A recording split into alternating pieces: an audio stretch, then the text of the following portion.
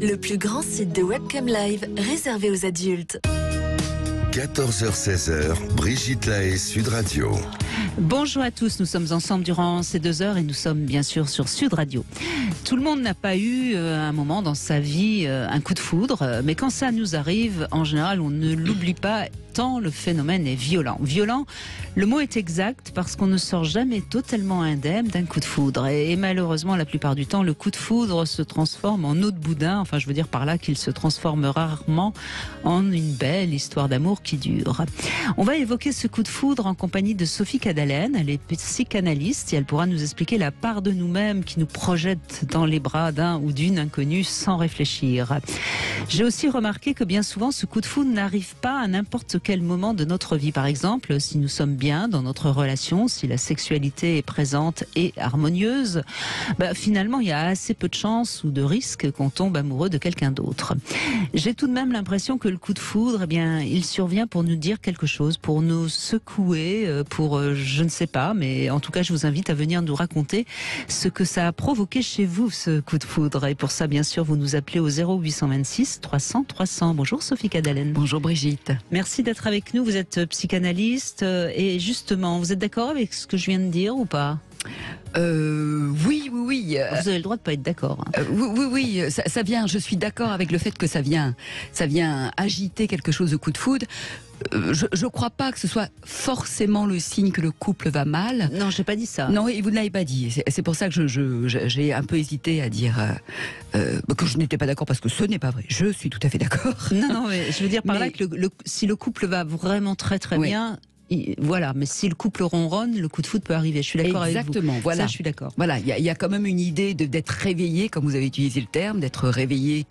Alors ça peut être aussi parce qu'on est en détresse dans son travail, ça peut être... Enfin, en tout cas, ça vient annoncer un besoin d'appel d'air ou de soleil ou de foudre justement, mais oui, quelque chose qui a besoin d'être secoué dans notre vie et pas forcément le verdict, je dirais définitif, que le couple dans lequel on est, le couple légitime, va mal. Non, et puis on peut avoir un couple qui va bien, sauf qu'on est quelqu'un qui a besoin que ça bouge tout le temps, et bien du coup il en faut un autre ou une autre pour que ça remue à nouveau. Oui, exactement. C'est pas toujours facile à négocier justement cette comment dire, cet accès à la tranquillité de l'amour, ce cheminement de l'amour qui fait qu'on est sorti effectivement de la période tempétueuse, évidente, que le coup de foudre effectivement va réveiller, et d'ensuite voilà de cheminer plus tranquillement, plus sereinement, plus doucement. Certains assimilent ça finalement à la fin de l'amour, ou à quelque chose qui devient trop terne, qui ne serait plus assez passionné pour être réellement aimant. Sauf que, si, c'est une autre façon d'aimer, elle n'est pas facile, elle est délicate, elle réclame beaucoup d'attention aussi, beaucoup de vigilance, et quelquefois, effectivement, un coup de foudre vient nous donner l'illusion que, non, il y a de l'amour encore, et ça se vit, et ça se sent, et c'est fort. Et ce qui est terrible, c'est que ce coup de foudre, c'est quelque chose qui est complètement invraisemblable, parce que finalement, on a l'impression qu'on a rencontré la personne la plus essentielle de notre vie, alors qu'on la connaît même pas, et il y a généralement un désir sexuel qui est intense, et ça peut se terminer comme c'est venu, quoi. C'est ça qui est fou, je trouve. Oui, c'est trop parfait pour qu'effectivement ça puisse survivre aux imperfections que la vie ne va pas manquer de révéler, d'agiter là aussi. Et heureusement, voilà, si tout était parfait, on n'aurait rien à conquérir, on n'aurait rien à vivre, on n'aurait rien à tricoter ensemble. On n'aurait même pas à faire la rencontre, puisque ça y est, on s'est reconnu, il y a de ça dans le coup de foudre, on se reconnaît. Voilà, c'est lui, c'est elle, c'est évident, et tout colle. Ça nous ramène aussi au vieux mythe de Platon, des deux moitiés de pommes qui sont collées ensemble, ça y est, de deux on ne fait plus qu'un, on est réunis, on est complétés. Ce qui n'est pas la réalité de l'amour, c'est pas une complétude l'amour, c'est une rencontre avec un autre, c'est toujours là aussi l'apprentissage de l'altérité, la difficile... Vous êtes en train de dire donc que le coup de foudre c'est pas de l'amour? En tout cas, c'est un désir d'aimer absolu, total, oui, parfait, complet. Tous les interstices sont bouchés. Il y a plus de manque, il y a plus de lacunes, il y a plus d'imperfections. Donc oui, ça a l'illusion de l'amour, et on est amoureux d'ailleurs dans le coup de foudre, on l'est. Finalement, c'est quoi? C'est la nostalgie du moment fusionnel avec sa maman. Oui, alors je ne suis même pas sûre qu'il ait jamais existé d'ailleurs, parce qu'on voit bien le non, mais en tout cas, c'est l'illusion de ce moment où on ne ferait plus qu'un, quoi. Bah, l'illusion, mais on cherche ça toute notre vie d'une certaine manière, certains plus avidement que d'autres. Moi, j'ai ça avec mes chiens, ça va. Voilà. Oui, de la rencontre, encore une fois, j'utilise ce mot, je le répète, parfaite. Voilà, on a tout, on se comprend parfaitement, tout est acquis, il n'y a pas de doute, on sait qu'on s'aime, alors que dans l'amour, il y a plein de fois, on n'est plus très sûr et on aime et qu'on est aimé. Mais oui, il y a cette idée on est arrivé quelque part. Sauf que la vie, c'est toujours aller quelque part. Et c'est pour ça donc que ça ne peut pas durer. Rares, effectivement, comme vous le disiez, rares sont les coups de foudre qui survivent au désenchantement du coup de foudre. Ça peut arriver, mais je crois que c'est presque une re-rencontre dans ce cas-là. Elle se dépassionne, comme un pouf-pouf, allez, on recommence, mais on change de place et on chemine l'un vers l'autre autrement. Quelquefois, c'est après une séparation, justement. On s'est follement aimé et puis on s'est forcément déçu parce que c'était tellement parfait qu'il y a la moindre imperfection est intolérable la plupart du temps. Et quelquefois, oui, mais c'est comme une autre histoire qui commence, je crois. Bon, je suis optimiste, donc j'imagine qu'il y a quelques coups de foudre qui survivent effectivement à la baisse de température, mais très souvent, effectivement, c'est suivi de grandes déceptions à la hauteur, effectivement, du grand enthousiasme qu'on a eu d'abord. Et alors, le problème, c'est que normalement, on devrait être prudent et ne pas changer de vie parce qu'on a un coup de foudre. Et puis souvent, on n'est pas prudent parce que justement, tout est chamboulé et on est emporté par ce coup de foudre. Oui. Et c'est là que, justement, vous questionnez où on en était de notre vie, de notre couple, peut-être dans cette vie. Oui, c'est ça qui est agité. D'où ça vient, ce besoin tout d'un coup pressé, pressant de changer? Voilà. Sophie Cadalen, d'où ça vient, vous qui êtes psychanalyste? Sans doute de beaucoup d'inconscients déjà, et qu'effectivement, qui va réclamer qu'on examine cette vie en toute conscience. Si on a eu à ce point l'impulsion de tout envoyer valser, alors peut-être que c'était parce que effectivement des choses n'allaient pas, mais ça peut être aussi quelque chose de destructeur aussi en soi. Quelquefois on s'engouffre dans quelque chose qui paraît être le renouveau de quelque chose, et en fait qui est la destruction de ce que peut-être on ne se sent pas capable d'assumer davantage. Et alors il y a des gens qui n'ont jamais eu de coup de foudre. Oui. Pourquoi? Je crois que ça correspond à un tempérament. Si on a le goût de l'amour ou pas, on a le goût de certains amours et d'autres pas. Et je crois qu'il y a des gens qui ont le goût. Ils sont trop raisonnables finalement. Je sais pas. Trop raisonnable, c'est un jugement de valeur de ma part. C'est en tout cas. En tout cas, c'est pas comme ça que ça va marcher chez eux. Alors sans doute qu'il y a un petit peu de peur. Et puis, mais ceux qui s'engouffrent dans le coup de foudre, on pourrait les croire effectivement moins peureux, mais peut-être que ça révèle d'autres peurs aussi, justement la peur d'une rencontre plus précautionneuse, plus subtile, peut-être plus profonde aussi avec l'autre, le besoin d'agitation pour se faire croire qu'on est très vivant parce que la vie, quand elle est un peu moins tempétueuse, peut-être fait peur. Enfin, je crois que chacun peut interroger des peurs quelque part, mais je ne dirais pas que ceux qui vont vers le coup de foudre n'ont pas peur, tandis que les autres, oui. Eh bien justement, vous allez nous raconter vos coups de foudre au 0826 300 300. C'est Adeline qui est avec nous dans un instant. 16h, Brigitte Lahaie, Sud Radio. Sophie Cadalen est avec nous. Vous êtes psychanalyste et on essaye de mieux comprendre ce que signifie le coup de foudre. Et ça va être bien sûr grâce à vous. Bonjour Adeline. Bonjour Brigitte, bonjour Sophie. Bonjour. Donc, le coup de foudre, vous l'avez eu pendant que vous étiez en train de divorcer, c'est bien ça? Oui, tout à fait. Donc j'étais déjà, la rupture. Bonjour le bordel.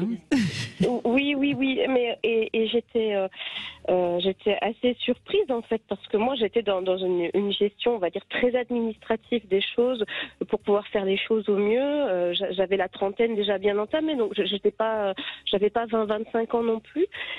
Et j'ai rencontré cet homme et là ça a été, j'ai été ébranlée. À la fois dans mon corps, dans ma chair, dans mon esprit, dans mon cœur et mon âme. J'avais vraiment l'impression que ça relevait presque de la connexion de l'âme, et c'est ce qui a été dit en introduction par rapport au mythe de Platon. Ça ressent, je crois que c'est ça qui a été oui. écrit un petit peu. Et ça a été difficile à gérer parce qu'il fallait que je garde la tête froide justement par rapport à ce divorce qui devait aussi se passer correctement et puis sans faire des coups d'éclat, des coups de tête, tout lâcher. Non, je pouvais pas faire ça. Il fallait. Ça n'aurait pas été raisonnable parce que quand on divorce, il vaut mieux que la partie adverse ne sache pas trop qu'il est déjà le lit est déjà chaud avec quelqu'un d'autre. Il n'y a pas eu au niveau physique à ce moment-là, il y a absolument rien eu et il s'est écoulé plus d'un an. Vous avez réussi à tenir 1 an sans faire l'amour avec cet homme qui était votre âme sœur.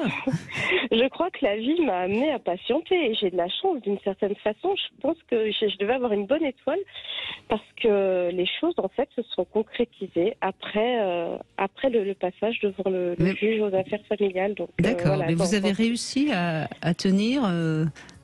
Je suis très admirative. C'était pas simple. D'autant qu'en fait, ce coup de foudre, moi, je sais ce qu'il est venu réveiller. Il est venu réveiller une part de moi que j'avais endormie. Cette part torride, très sensuelle, très très femme, mais très très femelle aussi, et que j'avais mise de côté, que j'avais laissé mourir dans un coin aussi malheureusement avec ce mariage. C'est un peu triste. Mais bon, c'est comme ça.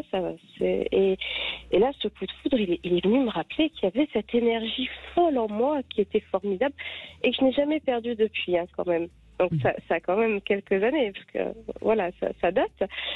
Mais ce que je trouve aussi intéressant, Adeline, c'est que vous le rencontrez alors que vous êtes en instance de divorce, quoi. C'est-à-dire que vous auriez pu le rencontrer une fois que le divorce était réglé, etc., etc. Donc là, c'est ça que je trouve intéressant, me semble-t-il. Et vous le viviez comment d'ailleurs ce divorce?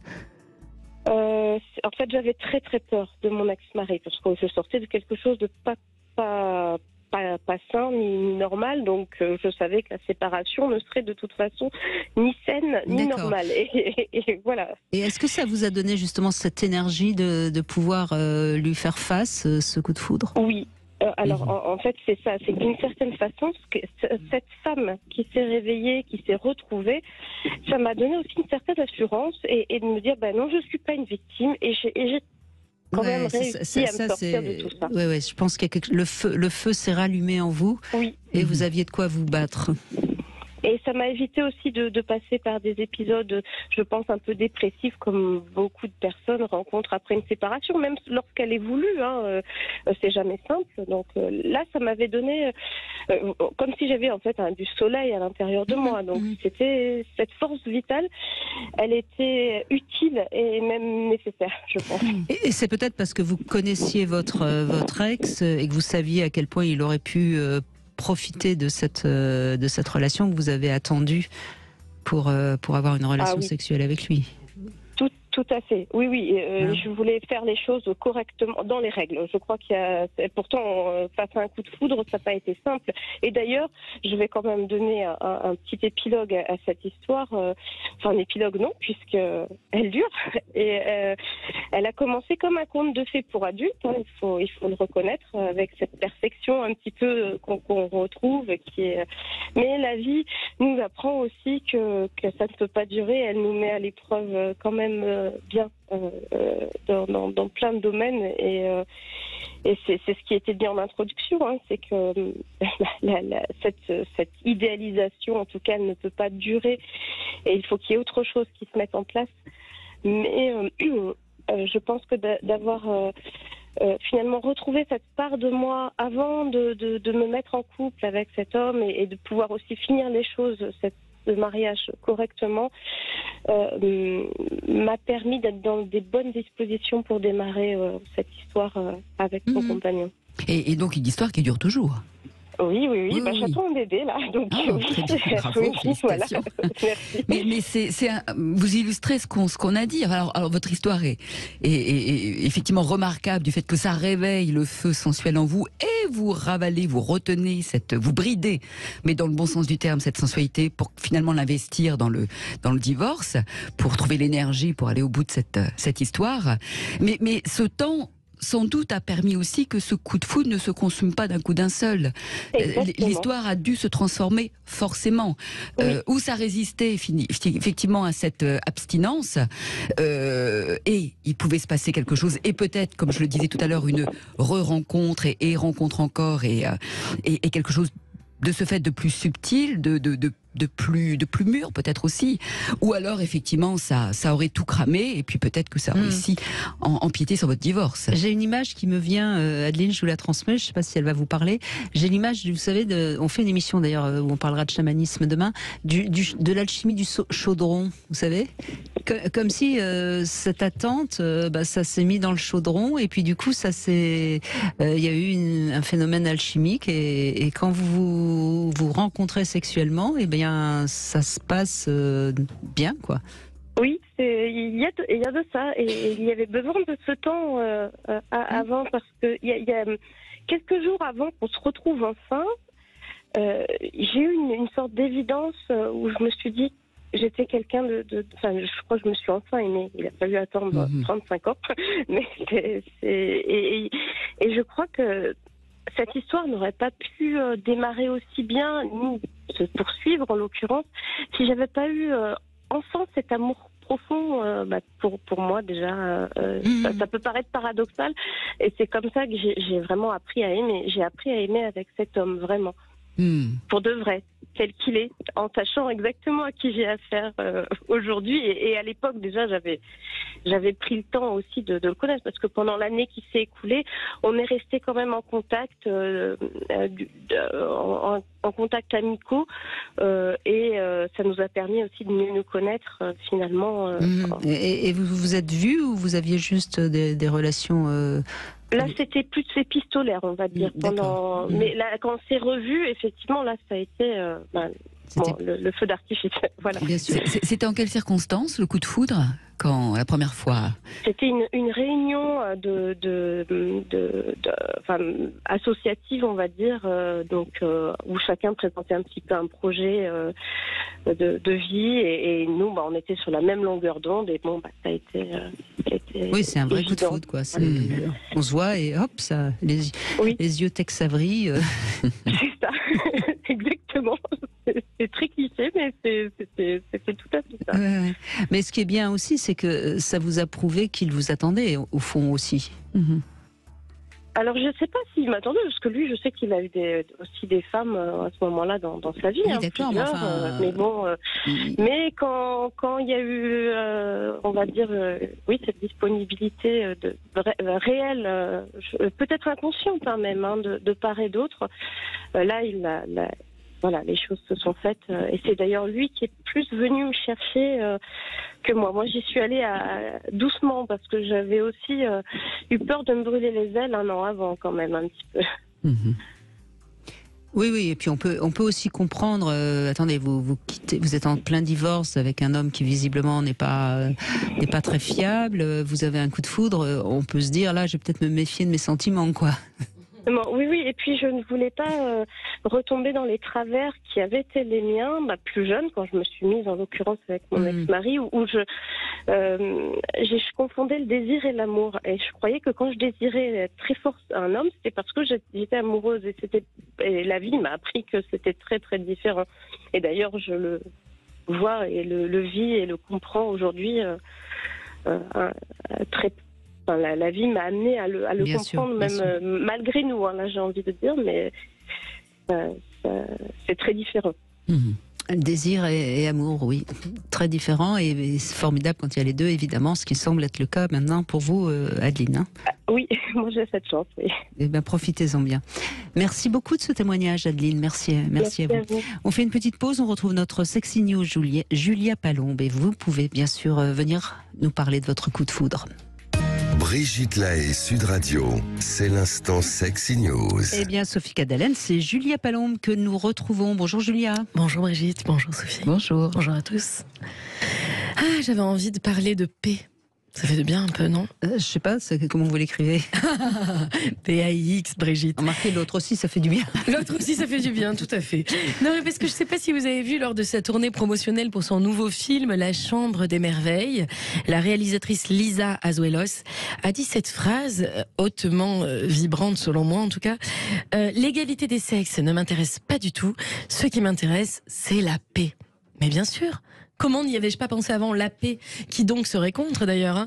Et la paix, c'est quand même le meilleur des concepts pour vivre ensemble. D'ailleurs, mes copines me le disent tout le temps, hein. Je cherche un mec pas trop con et surtout pas trop chiant. Enfin, en gros, un mec qui me fiche la paix.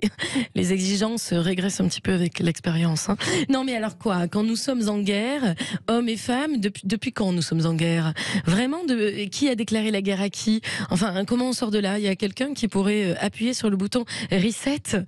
Et merde, alors, qu'est-ce qui nous empêche de faire la paix aujourd'hui, là, maintenant, tout de suite? Pourquoi ne sommes-nous pas concentrés sur ce qui nous unit? La jouissance, la capacité à désirer, à réfléchir, à fantasmer, à être de façon consciente au monde, puisque c'est là tout notre atout, si j'ai bien compris. Enfin, je vous dirais bien, c'est même notre spécificité quant au monde animal. Être humain, c'est déjà en soi si fascinant.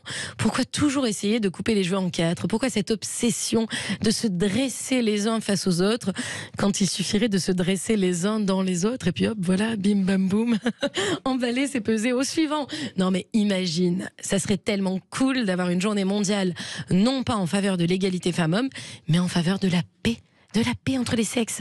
Waouh, j'en mouille déjà ma petite culotte. Oublie le lot de soutien-gorge en promotion, la rose offerte au restaurant, les bonnes fêtes, madame, et toutes ces conneries. Non, il ne s'agirait plus de flatter l'un ou l'autre sexe, ni de savoir lequel est le plus faible, lequel est le plus fort. Non, on serait juste concentré sur la paix. Oh, le rêve. Et soyons fous, décidons la trêve, l'harmonie, l'armistice, chers auditeurs. Faisons la paix entre Minette et Minot, entre Daronne et Papounet, entre Mistinguette et Macho. Baissons les armes, tout simplement. Qu'est-ce qu'on a à perdre? Non mais sincèrement, les enfants, à trop vouloir se posséder, on a fini par se haïr. Aveuglés par cette idée d'égalité, on en oublie nos spécificités biologiques, hormonales, nos différences aussi délicieuses que mystérieuses. À trop se recroqueviller à l'intérieur de soi, on va finir par vivre dans un putain d'hôpital psychiatrique à ciel ouvert, hein, je vous le dis. Rien n'est jamais parfait, ben ça c'est sûr, oui. Il y aura des mauvais jours, des mauvais coups, des rendez-vous manqués, il y aura des robes de travers, des claques qui se perdent, des samedis après-midi pluvieux et des dimanches mélancoliques à en crever. Mais il y aura aussi des nuits merveilleuses, sous un ciel étoilé, des caresses à plusieurs mains et des frissons de bonheur intense et des amours dans les parcs, sous les portes cochères, sous la table d'un restaurant, de la tendresse au-delà des rêves possibles. Ah oui, de la tendresse et des coups de foudre. Il y aura des coups de foudre. Non, mais il ne s'agit pas de déconstruire. Il s'agirait de faire table rase, d'avoir le courage de mettre les compteurs à zéro, sans regret, sans remords. Allez hop, la vie commence maintenant. 3, 2, 1, 0, partez. Et si faire la paix, c'était accepter la nuance, l'arc-en-ciel des sentiments, les hauts, les bas, les minutes, en apesanteur, les ascenseurs émotionnels. Et si faire la paix, c'était accepter de laisser la question de l'égalité une bonne fois pour toutes en suspens, au profit de l'équilibre. Faisons la paix, comme les enfants le font. Embrassons-nous et on oublie tout. Cap ou pas cap. Chiche, même pas peur. Allez, on apprend à voler librement dans les airs, on saute dans le vide, on déploie nos ailes de géant, on ose tout foutre en l'air. Tous les indices nous montrent que ce sera pour le meilleur, moi j'en suis sûre. Moi je suis prête, je suis là, la main tendue vers toi. Tu la vois, tu la prends, tu la sens? Allez, à la semaine prochaine. Mais est-ce que c'est d'abord pas avec soi-même qu'il faudrait être en paix? C'est peut-être ça le problème, en fait. Parce que finalement, moi je pense qu'il y a plein de gens qui sont en paix avec l'autre sexe, mais ceux qui sont pas en paix, que ce soit les femmes ou les hommes, hein, d'ailleurs, c'est parce qu'ils sont pas à l'aise avec leur identité et donc ils cherchent la petite bête. Bah oui, puis le partenaire est quand même pratique pour lui mettre sur le dos tout ce qui ne va pas, tout ce qui, c'est clair. Tous nos propres conflits, tout ce qu'on n'a pas été examiné et qu'on reproche à l'autre parce que c'est encore une fois plus facile. Donc oui, c'est. Alors c'est se tendre la main à soi. Déjà, voilà, déjà. Ça s'appelle la masturbation. Hein. Brigitte. Masturbez-vous. Non, mais sincèrement, je crois, parce que combien de fois on entend si j'avais pas vécu avec un tel, j'aurais pu faire ça. On entend quand même énormément. Je suis tout à fait d'accord. Je crois que c'est vraiment faites la paix avec vous-même. Mais ça serait un super point de départ. Ou alors certains qu'ils admettent qu'ils adorent se faire la guerre et faire la guerre à l'autre. C'est aussi un fonctionnement très répandu. C'est vrai que c'est excitant sexuellement de se faire la guerre. Hein. Oui, bon, ça peut. Non, mais pour certaines oui. personnes. Oui, pour certaines, puis pour d'autres, voilà, ça nuit à toute vie sexuelle, mais voilà, en tout cas, qu'on se demande qu'est-ce qu'on va chercher dans ces conflits, pourquoi tant de reproches à l'autre, et pourquoi avec cet autre si on lui reproche tant que ça. Mhm. Mais en tout cas, oui, faisons la paix, ça c'est sûr. Merci Julia Brigitte. Palombé. Puis je rappelle qu'on vous retrouve dans votre nouveau spectacle Fantasie tous les samedis à 21h30 au théâtre Montmartre-Galabru. Ça marche très très bien, j'ai de très bons échos. Vous y allez et puis vous mettez sur des petits papiers vos fantasmes et puis Julia, elle les réalise sur scène. Hein. Tout est possible, et à chaque fois différent finalement. Oui, ce sont des soirées uniques et c'est comme une conversation à la fois charnelle, sensuelle, drôle, et puis vous pouvez venir écouter aussi tous les fantasmes de tout le monde. Il y a un petit côté voyeur aussi. C'est donc samedi à 21h30. Merci beaucoup Julia Pallon. Merci. Bonjour Didier. Allô, bonjour. Bonjour. Brigitte. Alors moi c'est Brigitte et elle c'est Sophie. Bonjour Didier. Bonjour Sophie. Soyez cool, tout va bien se passer Didier.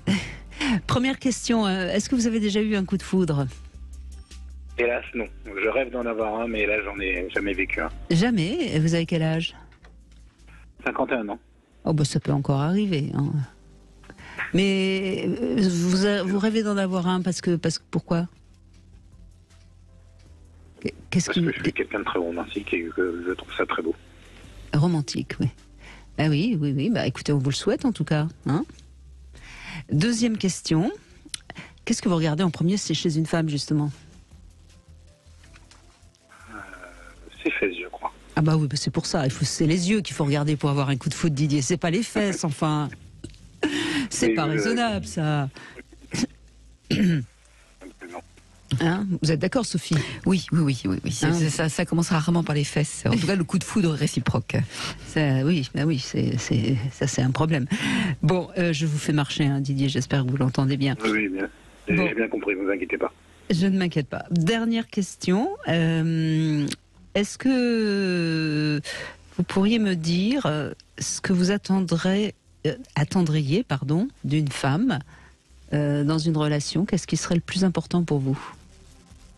Quelle serait la plus belle preuve d'amour ? Oui, non, mais ça. Quelle serait la plus belle preuve d'amour ? Qu'est-ce qu'elle pourrait faire qui vous remplirait le plus de joie ? Un soutien.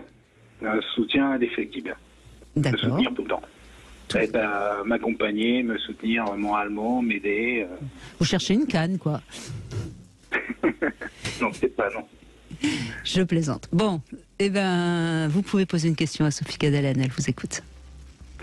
Alors, Sophie, question, quel serait le fantasme le plus sexy, le plus haut que vous aurez réalisé ? Alors, en fait, la question en dessous de celle-là, c'est est-ce qu'il faut réaliser tous ces fantasmes, quoi ? Alors, est-ce qu'il faut ? Certainement pas, il n'y a rien qu'il faille absolument faire en matière de fantasmes.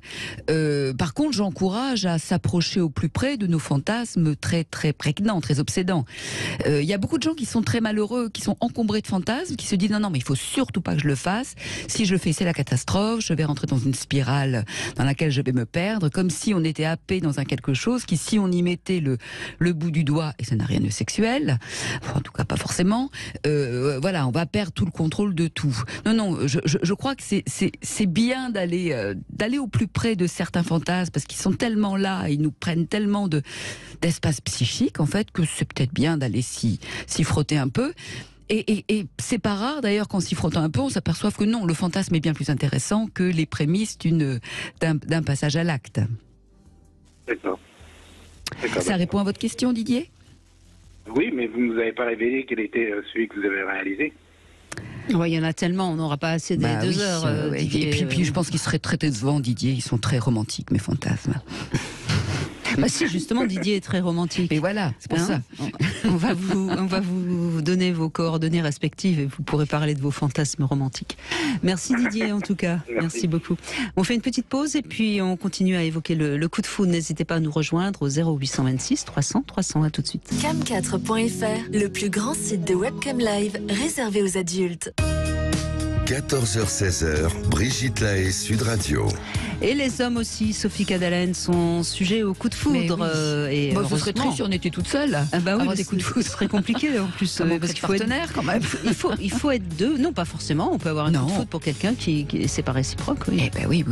Et ça, c'est triste, ça. Ah bah ça, comme toutes les histoires d'amour qui sont pas partagées, oui. Oui. Bonjour Sam. Bonjour Brigitte, mais bonjour Sophie. Bonjour. Donc vous étiez très jeune, hein Oui, moi j'avais à peu près 17 ans. On est au début des années 1990 et j'avais des parents un peu aventureux qui ont décidé d'aller faire un voyage au travers d'une association locale en Roumanie. Et donc on traverse jusqu'à la frontière à la Hongrie, au niveau de la Hongrie, et puis on va dans le nord-est de la Roumanie, donc tout près de la Moldavie. Donc autant dire que c'était un sacré périple parce que on avait une voiture et puis mes parents avaient une caravane pliante à l'époque, donc c'était quand même quelque chose. Il n'y avait pas de GPS, on n'avait que des cartes, etc. Donc c'était quand même bon. D'autant plus que cet été-là, il y a eu des orages très violents et on a traversé un orage qui a tué des touristes juste après nous. Donc voilà, on avait les routes étaient cassées et puis à cette époque-là, on est dans la Roumanie post-Ceausescu, c'est-à-dire une Roumanie exsangue complètement, économiquement, etc. Donc avec une situation assez terrible humainement, mais des gens absolument adorables. Et donc quand on est arrivé dans ce village qu'on a fini par atteindre, on était un peu perdus. On avait une adresse à peu près, mais on ne savait pas exactement où était la maison. Donc on a été conduit là-bas par des locaux qui nous ont gentiment accueillis. Et puis donc on les a suivis. Ils étaient tous en procession devant nous avec notre vieille. Mon père avait une belle 605 à l'époque, une Peugeot, et notre caravane. Et on arrive donc à la maison, face à la maison qui devait des gens qui devaient nous accueillir, qui était une dame qui était professeure de français, qui était une dame très importante du village en tout cas, et qui parlait un français impeccable. Et sur le pas de la porte, alors vous imaginez, tout est gris, on n'a pas trop le moral, voilà. Et sur le pas de la porte, il y avait cette jeune femme qui, évidemment, compte tenu des circonstances, j'imagine que j'étais prédisposé à tomber amoureux, mais alors là, elle était magnifique. Une fée. Voilà. Je suis immédiatement tombé amoureux. Ça s'est bien passé entre nous, disons, que elle m'a. À force de discuter évidemment des choses faisant, elle avait 1 an ou 2 de plus que moi, donc elle parlait très très bien français, et voilà, donc ça s'est fait, mais on a fait que s'embrasser, et on s'est écrit pendant 1 an ou 2, et puis 2 ans après elle est venue en France, et voilà, on a continué les choses, et pour tout dire, elle a entrepris de m'enseigner un certain nombre de choses. Elle était plus âgée que vous ? Oui, elle avait 2 ans plus que moi. Oui, donc vous étiez très très jeune, vous. Oui. J'étais très jeune et inexpérimenté. Et pour l'anecdote, la première fois donc en fait mon dépucelage, en gros, au bout d'un moment, elle m'a dit fais-moi mal, ce qui m'a légèrement surpris. Donc ça m'a pas, j'ai pas perdu mes moyens, mais je vous avoue que ça m'a un peu surpris, d'autant plus que je sais même pas si je lui ai fait du bien, alors lui faire du mal, je sais pas si j'ai réussi, mais bon, voilà, ça a été assez déstabilisant. Voilà, tout ça pour dire que je pense qu'il y a une question de prédisposition psychologique peut-être au fait de tomber amoureux, au coup de foudre. Mais dans votre cas, là, vous la voyez comme une apparition, une très jolie femme. Vous êtes subjugué quelque part. Oui. Et est-ce que c'est réellement un coup de foudre ? Vous pensez qu'elle aussi, elle a eu cette sorte de révélation quand elle vous a vu ? Je pense que oui, parce que vraiment, ça a été vraiment très très fort. Hein. Ça a été. Oui. Ouais, Cela dit, pour venir jusqu'en France, tout ça, c'est que quelque part, elle était très attirée. Parce que si j'ai bien compris, la première fois que vous faites l'amour, c'est quand elle vient en France. Oui. C'est ça, hein. Et ça a duré longtemps, cette histoire? Oui, enfin, aussi longtemps que que l'éloignement géographique puisse le permettre, parce que malheureusement, la Roumanie étant extrêmement loin, ça a été, ça s'est, disons, effiloché avec le temps. Les lettres se sont, et puis on a rencontré des gens aussi de notre côté après, hein, donc. Oui, parce qu'il aurait fallu qu'elle vienne vivre en France pour que ça puisse durer. Vous étiez prêt à ce qu'elle vienne vivre en France ou pas? Pas du tout, pas du tout. Non, et pourquoi? Ah non, moi non, à cette époque-là, j'étais moi je me suis mis en couple assez tard en fait. D'accord, oui, vous n'étiez pas prêt à vous engager donc. Ouais. J'ai été long à l'engagement, très long. Oui, bah c'est un choix. Ça peut se comprendre. Oui, donc du coup, il n'était pas question pour vous de toute façon, parce qu'il aurait fallu que vous l'épousiez pour qu'elle puisse rester en France, si je comprends bien. C'est ça. Hein, c'est ça. Oui. Oui, non. Moi, j'avais 17-18 ans. Je pensais sport. Je pensais, je pensais aller en boîte de nuit, des choses comme ça. Donc c'était pas du tout. C'était pas du tout dans vos projets, oui. Mais donc vous êtes finalement assez vite désintéressé d'elle, si je comprends bien, non? Non, parce que enfin, j'avais toujours les mêmes sentiments, mais disons qu'avec le temps. Voilà, nous on a fait nos vies en fait. Oui, parce qu'en fait il fallait qu'elle vienne et comme elle venait pas souvent, tout doucement ça s'émousse. Oui, c'est ça. C'est ça. J'ai eu après j'ai eu un deuxième coup de foudre avec une jeune femme qui habitait Clermont-Ferrand et avec laquelle c'est pareil. Même à Clermont-Ferrand, ça n'a pas tenu non plus. Donc, oui, parce que là, pareil, il y avait un problème de distance. C'est peut-être pas par hasard, d'ailleurs, que vous tombez amoureux de femmes qui sont assez loin. Si on veut pas s'engager, c'est pratique. Hein. Oui. Je pense qu'il y a quelque chose de cet ordre. Oui. Non. Oui, ça paraît tout à fait cohérent. Il y a quelque chose de l'ordre oui, comme vous disiez, l'apparition, l'illumination, mais ça s'inscrit pas dans un quotidien dans lequel vous voulez effectivement convoquer cette femme. C'est pas ça l'histoire. C'est pas ça le but.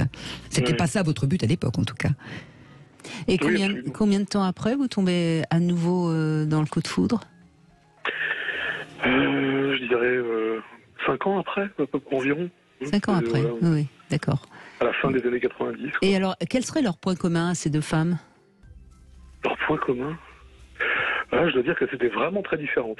Oui, et ça c'est intéressant parce qu'en effet, on peut tomber, on peut avoir des coups de foudre pour des personnes totalement différentes. Ouais. Et c'était en quelles circonstances le deuxième coup de foudre? Le deuxième coup de foudre, le deuxième, c'est sur des vacances. Je vais en vacances avec mon frère et des amis, et là-bas, donc dans un village, et je suis tennisman à l'époque, et je joue en double mixte avec une jeune femme avec laquelle je gagne le tournoi, et voilà, ça a commencé comme ça en fait. Et donc c'est avec elle que c'est elle qui fait que vous tombez amoureux. Oui. Donc chez vous, le coup de foudre, c'est plutôt dans un décor autre. C'est ça. C'est toujours un peu exotique. Alors la Roumanie est plus exotique que Clermont-Ferrand, mais quand même, ça se passe hors contexte familier, hors paysage habituel. Voilà, vous êtes projeté dans l'ailleurs au sens physique et au sens psychique et amoureux du terme. Oui, exactement. C'est vrai que c'est quelque chose que j'avais pas remarqué, mais en effet, ça a souvent été dû à des circonstances liées à un voyage, une sortie de mon territoire, quoi. Et là, aujourd'hui, donc, vous vous êtes engagé, si j'ai bien compris? Ah oui, là, oui. D'accord. Et donc là, ça n'a pas été un coup de foudre. C'est une relation qui s'est construite avec le temps. Oui, avec mon épouse actuelle, et je pense d'ailleurs que c'est pour ça que ça tient depuis aussi longtemps. Elle aussi d'ailleurs, ça a été progressif. C'est le fait On s'est rencontrés déjà, on avait 28 ans, 30 ans aux alentours. Et oui, ça a été très progressif et c'était plus quelque chose de l'ordre de la raison. Oui, on entend ça chez vous. On se méfie un peu du coup de foudre quand même. Oui, et même si aujourd'hui je croise une femme qui m'émeut, je réfléchis à 2 fois avant de penser à tout envoyer valser parce que là c'est... moi aujourd'hui j'ai une famille, j'ai des enfants et moi j'ai plus cette disposition psychologique. Oui, et puis vous avez mûri aussi. Je crois que ça c'est quelque chose que vous avez peut-être remarqué aussi, Sophie Cadalen. On est plus sujet au coup de foudre quand on est jeune. Avec l'âge, ça peut parfois, c'est pas toujours le cas, bien sûr, mais ça peut être plus compliqué. Oui, alors si c'est un fonctionnement peut-être entre guillemets habituel, ça fait un petit peu bizarre de parler du coup de foudre comme d'habitude, mais voilà, on a quand même des propensions ou pas. Après, c'est aussi quelque chose qui, je dirais, qui tombe sur la tête de quelques-uns justement, quelques-unes plus âgés, qui pensent ça, mais alors complètement hors d'eux, impossible. Et justement, ça rejoint ce qu'on disait tout à l'heure. Peut-être à un moment de leur vie où il y a besoin de réveil, où quelque chose a envie d'être secoué, peut-être d'être remis à plat. Et là, pour le coup, c'est pas rare que ce soit non pas la suite d'une longue série de coups de foudre, mais une première qui va être une vraie bascule dans la vie. Oui, mais parce que ce qui est intéressant dans votre témoignage, Sam, on entend bien que là, actuellement, aujourd'hui en tout cas, vous méfieriez plutôt du coup de foudre. C'est pas quelque chose que vous allez pas cocher la case, a priori. Non, et d'autant plus que je peux dire que ça m'est arrivé une fois au travail et bon, j'ai encaissé la chose. Mais comme un boxeur, quoi. C'est-à-dire que je suis resté debout et j'ai continué à faire comme si de rien n'était.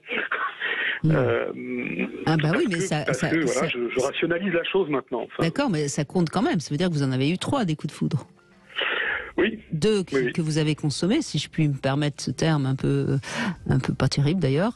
mais oui, il y en a eu 3. Oui, et le 3e m'a fait penser à ce film Sur la route de Madison, qui est tiré d'un livre aussi. Magnifique film.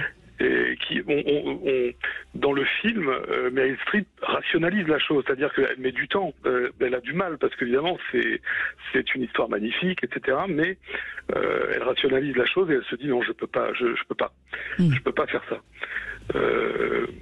Voilà, c'est le 3e cas était un peu...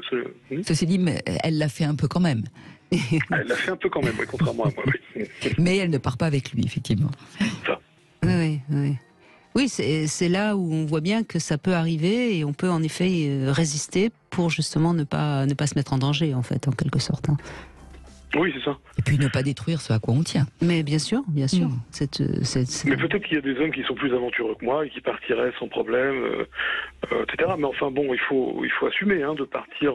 Non, mais sans partir, c'est se priver de le vivre qui est peut-être difficile. Après, beaucoup de personnes auraient en effet sans doute vécu aussi le coup de foudre en cachette. Je pense que c'est souvent comme ça que ça se passe la plupart du temps.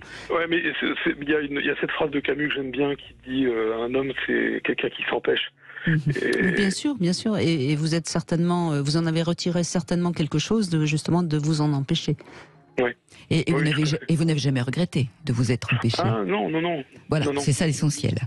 Non, au contraire, je pense qu'en termes d'individuation, ça fait du bien, ça de se dire moi j'ai été capable. Oui, narcissiquement, ça peut faire du bien, évidemment. Oui, absolument. Eh ben, merci beaucoup, Sam, de ce témoignage. Je t'en prie. Et donc, on a bien compris que même si on ne va pas plus loin que juste cette sensation de coup de foudre, c'est quand même un coup de foudre, même si on l'a évité. Merci beaucoup, Sam. Alors, je sais que vous aimez bien le thé, alors j'ai trouvé une petite devinette pour vous, Sophie Cadalen. Vous aurez le temps des infos pour trouver la réponse. Quel est le contraire de ce terme théologie ? Vous avez le temps des infos pour trouver la réponse. Et puis, vous venez aussi nous parler de ce coup de foudre, que vous l'ayez vécu ou pas, que vous ayez aujourd'hui une belle histoire qui a commencé par un coup de foudre, ou que ça a été une catastrophe et que vous ayez laissé beaucoup de vous, hein, parce que on sait aussi que parfois on peut faire des vraies bêtises à cause d'un coup de foudre. Vous nous appelez au 0826 300 300. À tout de suite. 14h-16h, Brigitte Lahaie, Sud Radio. Et nous sommes en compagnie de Sophie Cadalen, psychanalyste, et nous évoquons le coup de foudre. Et je crois qu'on a déjà bien compris depuis 14 heures qu'en fait le coup de foudre, ça parle surtout de nous. Ça raconte quelque chose de notre propre histoire, du moment où on le vit aussi, et puis peut-être de ce qu'on attend. Je crois qu'on est des êtres vivants qui ont besoin justement de vibrer, et que le coup de foudre, ça remue quand même bien. Oui, puis vous dites que ça parle surtout de nous, et puis quelquefois aussi de notre envie de disparaître dans l'autre. Parce qu'on est souvent aussi dans nos vies, par moments, encombrés de nous-mêmes.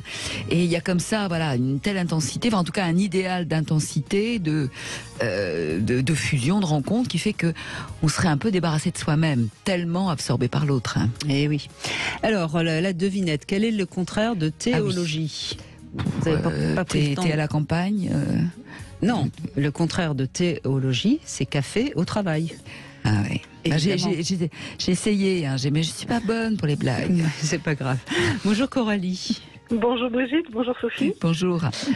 Alors racontez-nous votre coup de foudre, il est intéressant aussi. Disons, le contexte n'est pas commun. Non, on peut pas dire. Non, c'était il y a quelques mois, donc j'étais aux obsèques d'un ami. Et je discutais avec un ami commun, donc je n'avais pas vu depuis longtemps. Et d'un coup est arrivé un de ses meilleurs amis à lui, et je me suis retournée et j'ai dit waouh, mais c'est qui lui, quoi. J'étais scotchée. Et j'ai encore vraiment cette image en tête de son allure, son visage, son style, tout. Et donc on s'est dit bonjour, on s'est fait la bise, etc. Puis il y a eu la cérémonie, oui. Les cérémonies avec. On avait un peu d'attente avant, donc on a un peu commencé à dialoguer avec lui, comme intermédiaire son meilleur ami que je connaissais aussi depuis très longtemps. Et puis donc il y a eu la cérémonie. Après il y a eu alors je sentais en fait qu'il me regardait de temps en temps. Et moi dès que je le regardais et que je voyais qu'il me regardait, en fait j'étais gênée. Donc je détournais le regard. Et à la fin, j'arrivais plus à savoir s'il me regardait vraiment, parce qu'en fait, j'avais du mal. J'étais tellement perturbée, en fait, que j'arrivais pas à lui voler des regards, puisque je baissais la tête. Et donc après, il y a eu le repas. C'était plutôt un apéro bien arrosé, donc on était tous les trois. C'est finalement un peu trop amusé, c'était un peu étrange, quoi, un peu alcoolisé aussi. Et là, il était vraiment plus, entreprenant vers moi. Et j'y croyais pas trop, en fait, parce que j'ai très très rarement des attirances fortes pour des hommes. J'ai compte sur même pas les doigts d'une main. Et là, c'était vraiment, ça m'était pas arrivé. Et vous pensez que le fait que ce soit justement à la mort de quelqu'un que vous connaissiez bien, que ça a pu... Personnellement, non. Non, je pense pas. Je pense juste il avait représenté d'un coup toutes les choses que j'aime chez un homme, déjà physiquement, et puis après en discutant avec lui, un peu tout le reste, quoi. Et j'ai hélas rapidement compris. Oui, pardon. Et visiblement, c'était donc réciproque, là, en l'occurrence. Ben oui, et le problème, c'est que j'ai rapidement compris qu'il était marié en couple avec des enfants. Donc là, c'est vrai que j'étais un petit peu fortement déçue, même pas juste un petit peu. Et donc la soirée, la réception après, et puis et d'un coup, je vais à ma voiture chercher un vêtement parce qu'il faisait froid. Et là, il m'a suivi, il m'a plaqué contre la voiture, et il m'a embrassé, il m'a dit « Je veux finir la soirée avec toi ». Et j'étais super contente, mais extrêmement surprise, parce que je pensais pas du tout que c'était réciproque comme ça. Et vous voilà, avez fini la soirée ensemble? Oui, absolument. Ah. Absolument. Je n'ai pas pu résister non plus. Vous étiez seule de toute façon. Enfin, je veux dire, vous n'êtes pas en couple. C'est moins compliqué pour moi, voilà, c'est sûr. Oui, du moment que l'attirance était là et l'envie, oui, pour moi c'était ça. Oui, la question se posait pas spécialement pour vous, si ce n'est que comme il n'est pas libre, ça peut amener de la souffrance par la suite. Mais ce soir-là, vous n'aviez pas de raison de résister. Non, aucune. Non, parce que je vous dis, c'est tellement... alors, je sais pas si c'est un coup de foudre, un coup de cœur, je sais pas comment le qualifier, mais j'étais... Ça part de haut en bas, en tout cas, si je peux me permettre, Coralie. Tout a l'air convoqué, là. Oui, effectivement. Mais, parce que coup de cœur, ça descend quand même, si je... Les coups de cœur, j'en ai eu des coups de cœur... parce que j'étais à un moment libertine, donc je faisais des rencontres sans lendemain. Donc il m'est arrivé 2 fois d'avoir des très belles surprises et d'avoir une attirance pour quelqu'un, mais on connaissait un peu l'issue. Tandis que là, je l'ai vu arriver, je ne savais pas qui c'était. Voilà, donc mais je crois que c'est vraiment ça la différence. C'est-à-dire que le coup de foudre, c'est vraiment quelque chose qui nous enflamme des pieds à la tête. Enfin, comme si on est complètement projeté dans l'autre ou avec l'autre. Enfin, oui, puis qui saisit, qui surprend. Oui. Je crois que dans le coup de foudre, il y a un côté, c'est pas prévu. C'est pas le bon moment, c'est pas le contexte, c'est pas. On n'est pas là pour ça. Il y a quelque chose qui nous prend. Oui, et en plus, après, je lui ai demandé qu'est-ce qu'il avait pensé de moi quand il m'avait vu. Il m'a dit, mais tu étais de loin la personne la plus sexy de l'Assemblée. Donc ça m'a fait bizarre lors des obsèques de ramener ce mot-là, sexy, alors que j'y allais pas sexy en plus du tout là-bas. J'étais habillée correctement, quoi, mais sans chercher à être séduisante. Donc c'est au-delà de ça, et c'est vrai que c'est un truc qui s'est dégagé de moi et qui s'est dégagé de lui, quoi. À un moment, c'est deux énergies pas forcément identiques, mais qui s'interpellent, je pense. Et c'était bon, c'est un peu compliqué parce que on essaye je ne vais pas rentrer trop dans les détails, mais il n'y a pas d'issue vraiment à ça. Donc, oui, c'est compliqué parce qu'il n'est pas libre exactement, et vous il sentez est très bien. tenté, mais il n'est pas libre. Mais bon, et vous sentez bien qu'il ne se libérera pas, quoi. C'est ce que vous voulez dire. Non, ça n'a pas l'air d'être dans son plan immédiat en tout cas. Mais je pense pour lui c'était extrêmement dérangeant aussi, puisqu'il n'a pas hésité même devant des personnes qui le connaissaient, qui connaissaient la situation, à être très ambigu. Donc il s'est pas retenu, quoi, non plus. Et oui, on pourrait même dire qu'il s'est mis en danger si en effet des amis qui connaissent son épouse ont vu à quel point vous avez terminé la soirée ensemble, c'est clair, oui. Non, je pense pas qu'il ait vu, mais enfin c'était tout ce qui était avant. Il y avait beaucoup de séduction quand même mutuelle, mais c'est vrai qu'alors j'espère que ça pourra se reproduire avec un homme disponible. Ça fait un moment que je cherche. C'est pas évident, parce que ça se commande pas, effectivement.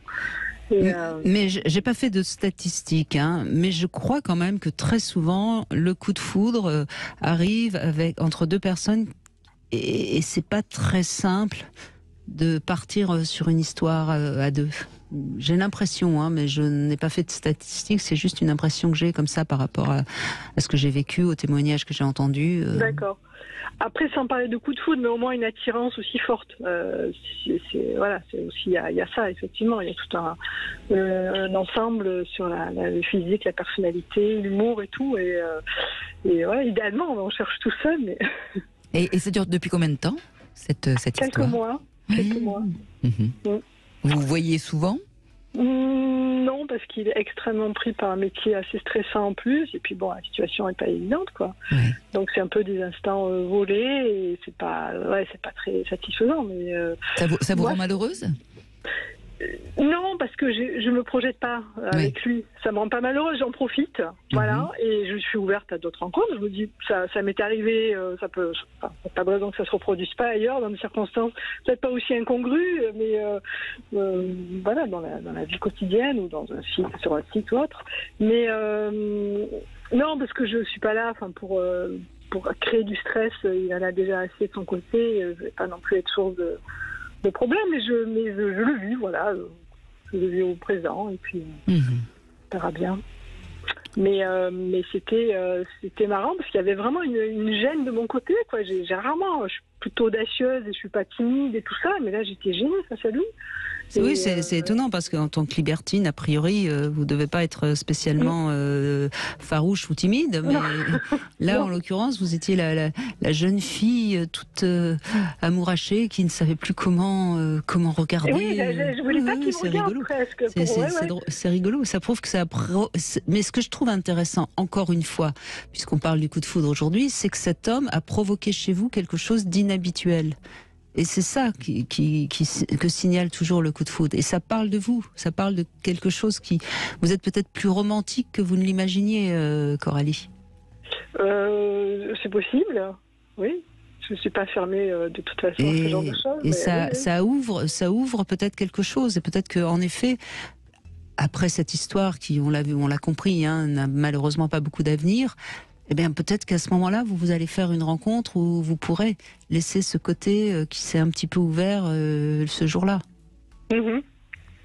Peut-être, oui. Enfin c'est une interprétation, oui. Vous en faites ce que vous voulez, Coralie. Je ne suis pas en train de faire un diagnostic. Dans ces histoires-là, il n'y a pas de diagnostic imparable. Ouais, voilà, donc c'était, en tout cas, c'est une belle chose à vivre, même si c'est éphémère. Bien sûr.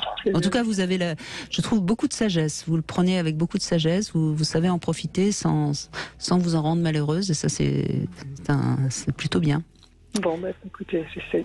Merci Coralie. Merci beaucoup. Merci à vous. Au revoir. Une petite pause et nous allons continuer évidemment à écouter vos coups de foudre 0826 300 300. À tout de suite. 14h-16h, Brigitte Lahaie, Sud Radio. Les coups de foudre, oui, on en a pas tous vécu, mais souvent, on s'en souvient. Enfin, oui, on s'en souvient toujours, ça c'est sûr, Sophie Cadalen. Oui. Vous en avez eu, j'imagine aussi. Oui. Bon, et je ne serai pas indiscrète. Bonjour Patrick. Oui, bonjour Brigitte, et bonjour à la personne, à la psychothérapeute. Sophie, bonjour à Sophie. Oui, alors j'ai écouté un peu avant, et donc je suis l'exception. Effectivement, 40 ans de vie, de vécu avec la même femme, 38 ans de mariage, divorce, et 2 ans après, en me servant de l'application Mythique, j'ai eu un rendez-vous. La personne m'a aperçu à 200 mètres et ça a été le coup de foudre pour elle. Ça n'a pas été le coup de foudre pour moi tout de suite, mais ça a été le coup de foudre pour elle. Ensuite, on est allé dans un café prendre une petite collation et je lui ai fixé un rendez-vous la semaine suivante dans un spa. Après la séance spa, elle m'a invité chez elle, donc le week-end suivant. Autant dire que ni elle ni moi nous nous souvenons de ce qui s'est passé ce week-end. Et après ce week-end, j'ai emménagé chez elle et ça dure depuis 5 ans. On va fêter en mai notre 2001e nuit. Vous faites les comptes, Patrick? Oui, j'ai fait déjà la 1001e. Oui, dans un château, la 1001e, oui, parce que je suis assez romantique, oui. Alors, vous vous êtes rendu compte, vous, qu'elle a eu un coup de foudre immédiat? Non, c'est elle qui m'a dit. C'est elle qui vous l'a dit? Ouais, c'est elle qui me l'a dit. Mais elle a tout fait pour que vous soyez attiré par elle, je vois bien. Ah oui, je pense, oui. Je pense. Mais parce qu'il y a l'anecdote après le spa, je lui ai fait un petit signe et elle pensait que j'allais laisser tomber, quoi. Elle me reverrait jamais. Et puis, 3-4 jours plus tard, elle m'a revu chez elle. Voilà. Et vous, ça a pris quand, vous quand est-ce que vous avez été emporté par votre désir et peut-être des sentiments, mais peut-être que c'est venu après? Je pense à l'issue du spa. D'accord.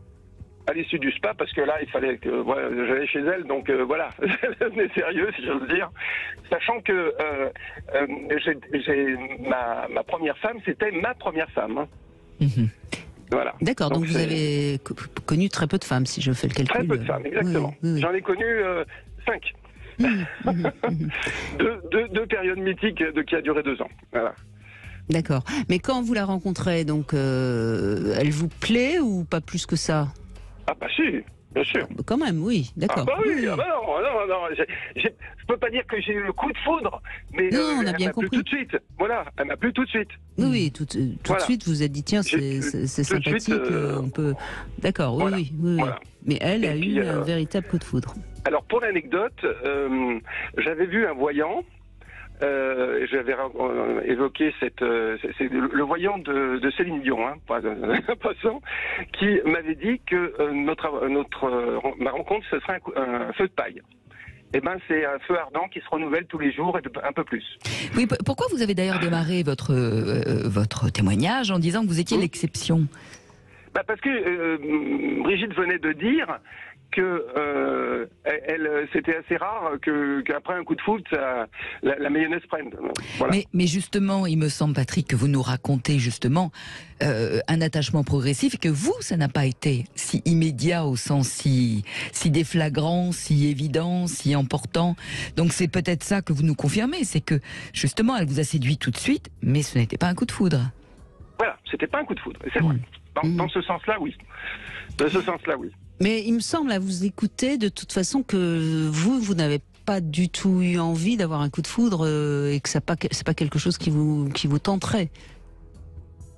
Non, mais alors là, ça ne peut plus me tenter parce que mes besoins sont comblés, donc... oui, d'accord, mais la vie, on ne sait pas ce qui nous réserve, hein. Ah, moi, je suis de ceux qui pensent que si on a un coup de foudre ou si on a une rencontre, c'est qu'on a un besoin. Alors, je suis peut-être le seul à le penser, mais... Non, mais ça dépend ce qu'on met derrière le mot besoin, en fait. Un manque, pense qu'on peut... un manque un manque à combler. Un besoin, c'est pas forcément un manque. Oui, peut-être un manque à combler, je sais rien. Mais enfin, moi, en tout cas, je me sens, je me sens plein. Donc, je vais pas aller chercher. Parce que moi, je crois plus que ce serait un désir, le coup de foudre, qu'un besoin. Et là, en effet, on revient sur la notion de manque, en effet. Voilà, exactement. Vous n'êtes pas d'accord? Faut qu'il y ait quelque chose, faut qu'il y ait un petit espace à combler. S'il n'y a rien à combler, voilà. Oui, mais c'est plus de l'ordre du désir, le coup de foudre. Mais un désir souvent inconscient. On a envie qu'il se passe quelque chose, que ça bouge, même que ça nous dérange d'ailleurs. Oui. Tandis que si on aime sa vie qui est bien et qui fonctionne bien, on se dit oh là là, surtout pas de coup de foudre, ça va bien comme ça. Moi j'ai un désir nouveau avec la même femme tous les jours. Et visiblement, vous comptez les nuits, donc, Je compte les nuits. Non, je compte les nuits, c'est parce que je loupe aucune occasion, quoi. C'est l'album photo, c'est toutes ces choses, ce genre de choses-là. Je suis assez traditionnaliste, Noël, machin. Donc là, ça va avec. Je louperai jamais une Saint-Valentin. Donc, ou un anniversaire de mariage, ou un anniversaire de rencontre. Tout est prétexte à fêter tout, quoi. Absolument. Surtout ce genre de choses. Et alors, elle est toujours dans cette passion. Oui. C'est super. Oui. Super. En plus, vous savez la surprendre, vous savez donc elle est comblée. Oui, je pense. Hein. C'est à elle de le dire, mais je pense. Du moins, elle me le témoigne. Non, elle a surtout peur de me perdre. C'est ça. Ça, c'est son grand hantise. Et ça vous fait rire? Eh oui, ça me fait rire parce que j'y crois pas, quoi. Voilà, c'est tout. Si, il y a que l'accident, ça c'est sûr. Faut pas que je prenne une voiture tout seul. Elle aime pas trop que je parte en voiture tout seul. Hein. Ah oui, donc elle a vraiment peur qu'il vous arrive quelque chose. Oui. Ah oui. Dès notre première rencontre, dès les premiers mois, c'était comme ça. Oui. Elle est peut-être un tout petit peu en dépendance, il me semble. Hein. J'espère que non. J'espère que c'est un amour inconditionnel. Ah mais j'ai pas dit que c'était pas un amour inconditionnel, mais un amour inconditionnel quand on est comme ça dans une telle peur de perdre l'autre, c'est quelque part, c'est un peu notre pilier. C'est dans ce sens que je dis qu'elle est peut-être un peu. Moi de même, hein. Moi de même, j'ai peur de la perdre aussi, hein. Mais disons que c'est moins à fleur de peau qu'elle, quoi. Voilà. Et vous la rassurez un peu? Ah oui, bien sûr. En tout cas, nous, on peut la rassurer. Hein. On sent que vous êtes bien avec elle et que vous n'avez pas du tout envie qu'il y ait quoi que ce soit qui change. Absolument. Eh ben, merci Patrick, en tout cas, de ce témoignage différent aussi et intéressant. Merci beaucoup. Et longue vie à votre amour. Merci et merci pour votre émission que j'écoute depuis très longtemps. Eh ben, c'est gentil. Merci beaucoup. On va faire une petite pause et on va parler des exhibes et des voyeurs. On va tester aussi un drôle de jouet et puis on vous donne la parole aussi pour que vous nous racontiez votre coup de foudre. 0826 300 300. 4.fr, le plus grand site de webcam live réservé aux adultes. Brigitte Lahaie, Sud Radio, le Love Conseil. Alors Sophie Cadalen, je sais que vous êtes psychanalyste, donc vous allez me dire que c'est pas noir ou blanc, on n'est pas exhibitionniste ou voyeur. Bon, néanmoins, ce Love Conseil, je vais un petit peu comme ça expliquer ce qu'on aime quand on est exhibe et ce qu'on aime quand on est voyeur. Alors on va commencer par exhibe. En général, on aime bien sentir le regard de désir des autres et particulièrement de son partenaire. On prend du plaisir assez fort à s'habiller, à se préparer, voire même à mettre des sous-vêtements, etc. On aime bien éventuellement imaginer qu'on peut nous voir par la fenêtre ou dans le jardin. On adore danser sur une piste de danse. On aime, pourquoi pas, se faire des selfies, etc. On adore être pris en photo. La chambre, il y a souvent un miroir. Vous êtes d'accord avec tout ça? Oui, bien sûr. Oui. On peut en rajouter d'ailleurs. Oui. On n'est pas forcément blanc-noir, mais on a quand même des propensions et certains, elles sont très marquées, effectivement. Alors quand on est voyeur, on va plutôt observer les personnes, on va regarder des photos et on va remarquer les efforts que font certains pour exciter un peu avec des vêtements ou des poses. On a un petit œil laser comme ça. On a tendance à essayer de deviner si les femmes portent des bas ou des collants, si l'homme porte un caleçon ou un string. On aime aller surfer sur Internet, chercher des choses. La chambre, elle est pas spécialement décorée par des miroirs, quoique. Si on est voyeur, on peut aussi aimer les miroirs. Et en tout cas, on aime regarder par les fenêtres, parfois avec des lunettes longue vue. Ça, ce serait du voyeurisme un peu paraphilique, bien sûr. Parce que c'est toujours pareil. Être un peu exhibe, un peu voyeur, c'est bien, ça excite, ça nourrit. Après, quand ça devient une paraphilie, c'est embêtant. Oui, mais de toute façon, c'est tout ce qui nous organise, nous mène, et nous stresse même, parce que ça devient une vraie préoccupation et devient suspect. Voilà, et plus de l'ordre de la pathologie que effectivement d'un trait de caractère, d'une tendance, d'une préférence qui effectivement est tout à fait acceptée et doit se vivre largement. Et rappelons évidemment que la loi est là et qu'on n'a pas le droit de s'exhiber nu sur son balcon, par exemple, si d'autres personnes peuvent nous voir. Oui, c'est de toute façon c'est aussi ce qui signale quelque chose de plutôt pathologique, et c'est qu'on se met en danger. On n'est plus dans cette idée de consentement, voilà, pour utiliser ce mot qui est très courant aujourd'hui, mais qui est très justifié là. Oui, ça marche avec l'autre qui a envie que ça marche comme ça. Dans le cas effectivement d'une pathologie, on le fait justement contre l'autre, avec toujours la menace d'être attrapé, d'être sanctionné, absolument. Et qui participe effectivement de la compulsion. Juliane est avec nous. Vous avez testé ce stimulateur clitoridien à ondes pulsées qui s'appelle Monarch, de la marque Crucius, qu'on trouve sur l'enseigne rudesplaisirs.com. Alors, je ne sais pas ce que vous en avez pensé. Moi, il me fait beaucoup sourire, ce petit vibromasseur. Bonjour, Juliane. Bonjour Brigitte, bonjour Sophie Cadalen. Bonjour. Est-ce que vous m'entendez bien? Très bien, oui. Bon, super, parfait. Oui, il est très joli. Moi aussi, je l'ai trouvé très mignon. Il est rose poudré, c'est la forme d'un œuf. Rose poudré avec une petite couronne dorée sur le haut de la tête. Il est mignon. Je l'ai trouvé mignon au départ. Et puis, j'étais un petit peu tendue parce qu'en fait, il a deux possibilités. Donc, il y a une petite succion comme un peu le style womanizer, succion clitoridienne.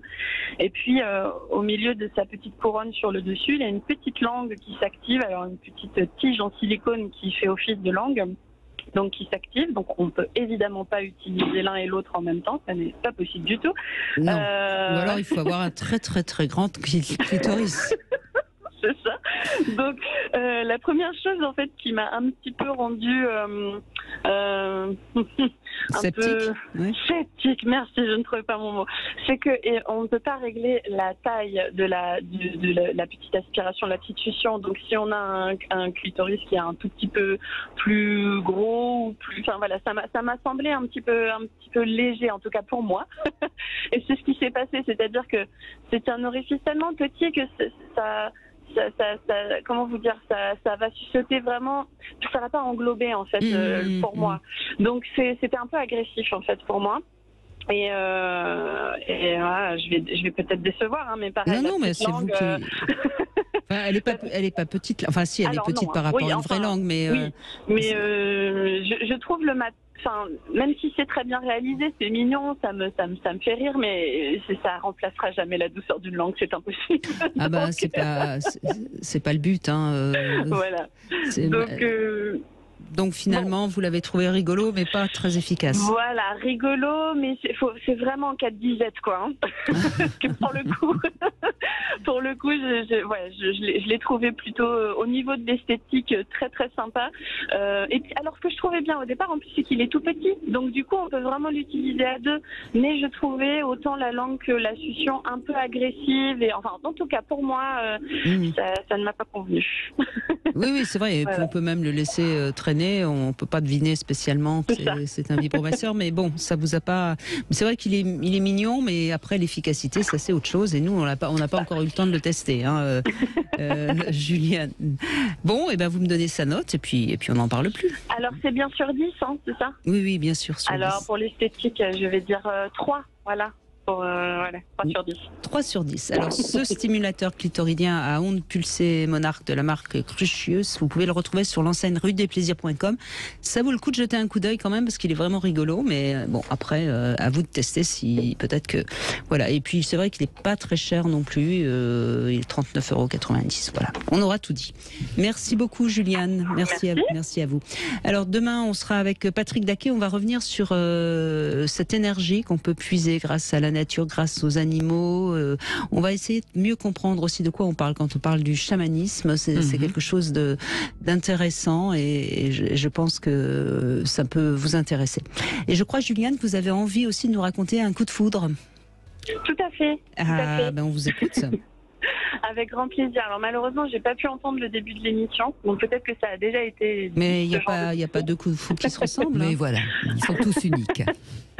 En fait, voilà, c'était lors de ma petite vingtaine. J'ai rencontré lors d'une session studio, parce que je suis musicienne et chanteuse, j'ai rencontré un percussionniste dont je n'avais absolument au départ rien à faire. Et en fait, bizarrement, quelques mois plus tard, je l'ai vu sur une scène. En train de taper sur ses peaux de bête dans un halo de lumière magnifique. Et j'ai eu comme une illumination quand j'étais dans le public. Et je me suis dit, waouh, mais c'est donc le percussionniste que j'avais vu en studio la dernière fois. Oh là là. Et je suis restée au bas de la scène, voilà, subjuguée. Et je suis restée jusqu'au bout en me disant, je vais pouvoir le croiser, je vais pouvoir lui parler. Et non.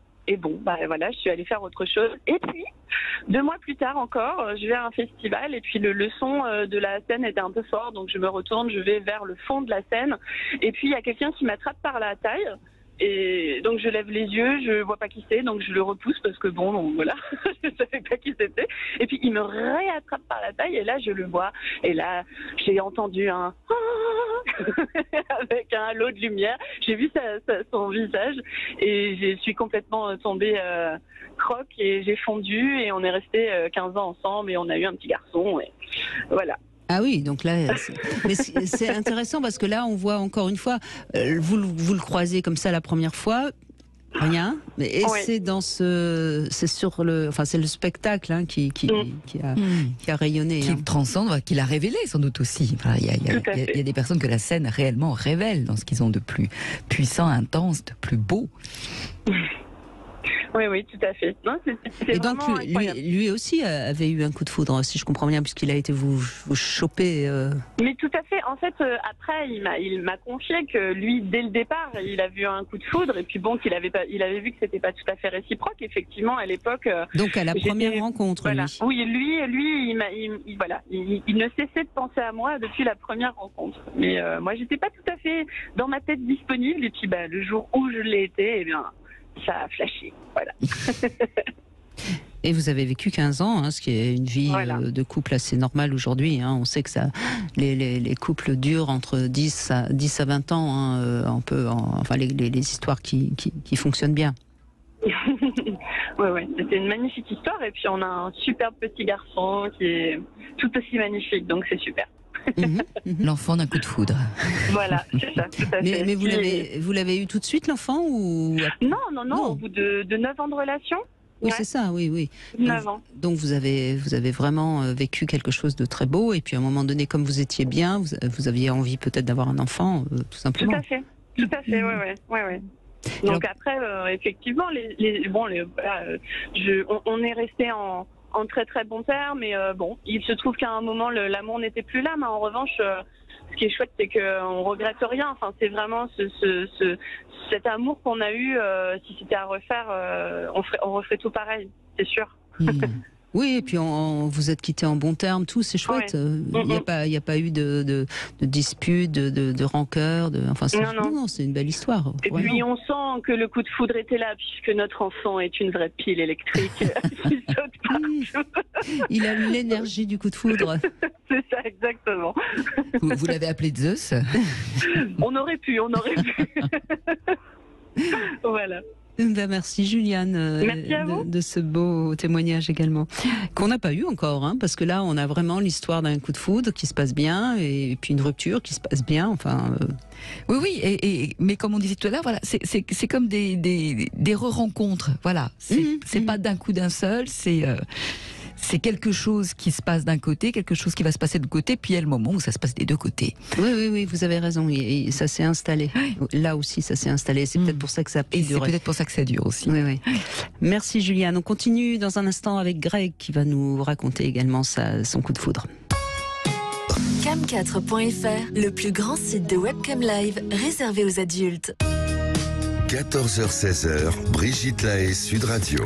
Sophie Cadalen est avec nous, psychanalyste, et nous évoquons le coup de foudre grâce au témoignage qu'on a entendu. On a vu que c'est quand même pas toujours de la même manière. Hein. Non, et puis on a quasiment à chaque fois des histoires qui se tricotent derrière. Enfin, ce sont de belles histoires d'ailleurs.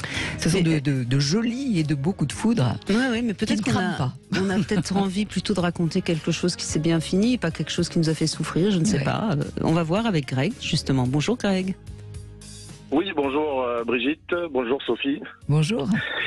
Alors moi, j'ai vécu, donc je suis très honoré d'avoir vécu un coup de foudre mutuel au premier regard. Ouais.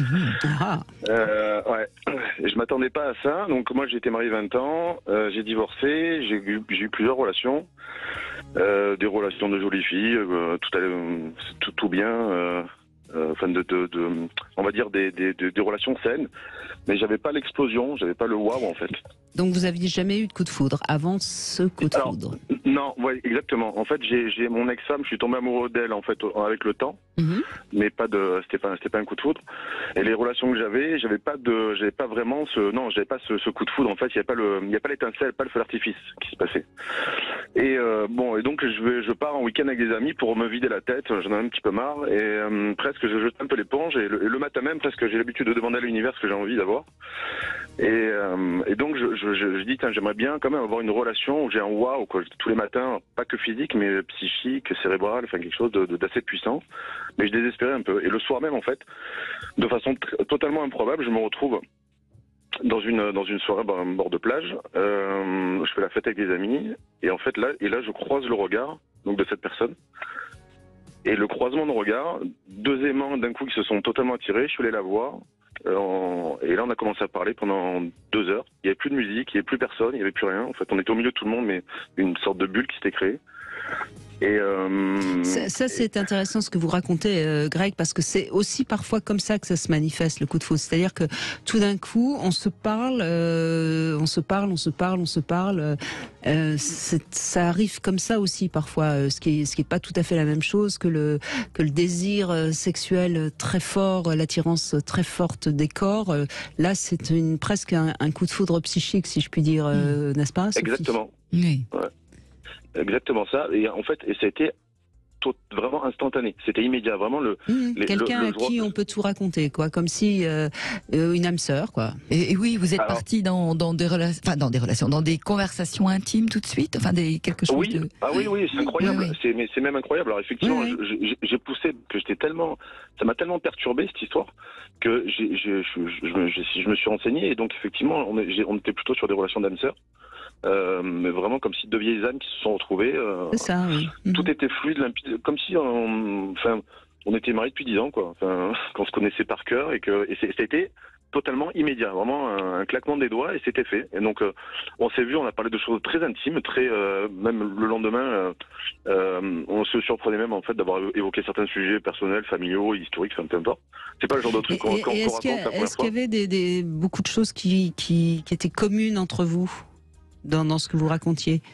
Oui, alors oui, exactement. Il y avait pas mal de choses communes, d'autres où on était à l'écoute, l'un et l'autre étaient à l'écoute, et puis presque à vouloir poser en fait les bases dès le départ en fait, parce que bon, alors moi je fais plus jeune que mon âge, elle aussi, donc elle pensait que j'avais beaucoup, parce qu'elle est un peu plus vieille que moi, pas beaucoup, 2-3 ans de plus, mais elle pensait que j'avais 12 ans de moins qu'elle. Donc tout de suite elle m'a dit mais tu sais moi j'ai un certain âge, mais je pense que toi t'es beaucoup plus jeune. Ah je fais ben non, en fait tu peux rajouter 10 ans de plus. C'est mon âge en fait. Donc du coup elle était rassurée, elle disait c'est super, c'est bien. Mais c'était immédiat, je dis c'est pas possible, on parle pas de ça là, au bout d'une heure quand on rencontre quelqu'un quoi. Et on décide de se revoir le lendemain. Et donc alors le fait qu'elle soit là et que je sois là à cet endroit-là, c'était totalement un problème. Mais jusqu'à une demi-heure avant, on devait ni être ni elle ni moi dans à cet endroit-là. Donc il y avait un aliment des planètes incroyable pour qu'on se rencontre. Le lendemain on se voit, on se voit à la plage, on s'embrasse assez rapidement en fait. C'était limpide, c'était évident. Et en fait il y a une sorte de chaleur qui s'est créée entre nous en fait, c'est qui est assez surprenante. J'ai jamais vécu ça.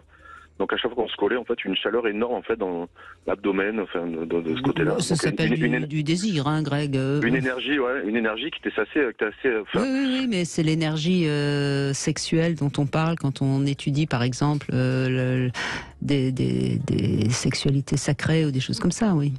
D'accord. Parce qu'en fait, c'est une chaleur qui monte, quoi. C'est ça, exactement. Ouais. Mais que j'ai toujours en fait, j'ai toujours. Et donc là, il se passe, donc c'est en vacances. Donc on se quitte plus en fait toutes les vacances, plus du tout. Et c'est vraiment totalement perturbant. Donc moi, c'était pas. Qu'est-ce qui était perturbant pour vous?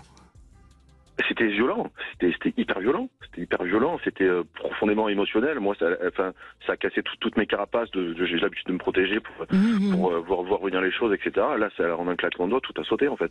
Donc, je me suis mis à nu tout de suite. Quelque part, j'étais en confiance. Et donc, ça fait un peu peur parce qu'on dit quand même, on s'est quand même livré tout de suite, immédiatement, et on l'a fait avec plaisir. On s'est pas forcé à le faire. Et donc là où c'est assez violent, c'est que c'était vraiment mutuel. Donc, on est monté très très haut. Très très haut dans l'émotion, dans l'amour, etc. On a même décidé après de vivre ensemble au bout de 15 jours. Alors ce qui moi, jamais, c'est pas du tout ce que je prône en fait pour le coup. Non, c'est pas prudent, c'est vrai. Non, pas du tout. Là, en l'occurrence, j'ai l'impression que tout se passe bien, mais en effet, c'est pas prudent. On peut pas conseiller ça. À qui que ce soit. alors, c'est l'ascenseur émotionnel. Donc, j'ai vécu quelque chose d'incroyable, vraiment. Et pourtant, j'ai eu un beau mariage, de beaux enfants. Je pensais que j'avais vraiment connu le fait d'être heureux, être amoureux. En fait, pas du tout. Il y a encore un plafond. En fait, le plafond est sans fin. J'ai découvert ça. Et donc, à l'issue de ça, donc on décide de vivre ensemble. Au bout de 2 mois, donc, elle finit par vivre chez moi. Alors, elle n'a pas d'enfant. Elle n'a pas eu d'enfant. Moi, j'ai 2 enfants. Et en fait, l'ascenseur émotionnel, aussi haut qu'il est monté, il redescend. Et là, c'est le trou noir en fait. Et donc en fait, au quotidien, on n'est pas compatible, pas du tout compatible. Dans la vie quotidienne, vous voulez dire, vous n'avez pas les mêmes passions, les mêmes goûts, les mêmes envies. Ouais. Alors, on a des choses en commun. Mais effectivement, il y a des mondes un peu entre nous, mais ça posait pas de problème en fait à la base, au départ. Mais quand finalement on l'a mis sur le papier, et surtout les enfants. En fait, moi j'ai des enfants, j'ai une façon d'éduquer mes enfants. Elle n'a pas eu d'enfants, elle sait pas comment on éduque des enfants. Et elle en veut pas, a priori. Elle peut pas en avoir. Oui, mais je veux dire, elle en veut pas, c'est-à-dire que vos enfants, ça l'encombre. Mais en fait, elle voulait vraiment, elle a vraiment fait des efforts pour que ça fonctionne. Elle savait qu'il y avait un sujet là-dessus. Et puis, en fait, elle s'est aperçue qu'elle pouvait pas, donc elle s'était plus sur qu'elle, elle peut pas. Donc ça, 2-3 choses du quotidien qui lui convenaient pas, moi qui me convenais moins. C'est plus qu'une petite chose du quotidien, évidemment. Oui, hein, non, évidemment. Oui. Et dès qu'on repart en week-end, incroyable, on est fou amoureux l'un l'autre, c'est un bras dessus bras dessous. Vous pouvez peut-être vivre votre histoire en vivant séparément. Ben non, alors pour le coup non, parce qu'après il y a une question de distance aussi parce qu'on n'habite pas du tout la même région. On n'habite pas la même région et Et après, en fait, on a conclu qu'on n'était pas compatible du tout. Enfin, on est compatible sur des moments. Parfois, elle me dit, j'ai l'impression d'avoir une vie de maîtresse avec toi. Où en fait, quand tu rentres chez toi, c'est comme si tu retournais voir ta femme. Et donc, du coup, même moi, le soufflet est un peu redescendu, je vous avouerai. Mais je retiens de cette expérience. Alors, du coup, on a arrêté. Finalement, on a arrêté. Alors, je retiendrai de l'expérience que je rejoins ce que disait un auditeur tout à l'heure, et même ce que vous avez dit tout à l'heure aussi. C'est vrai que quand c'est très très violent au départ, effectivement, ça peut être fantastiquement incroyable.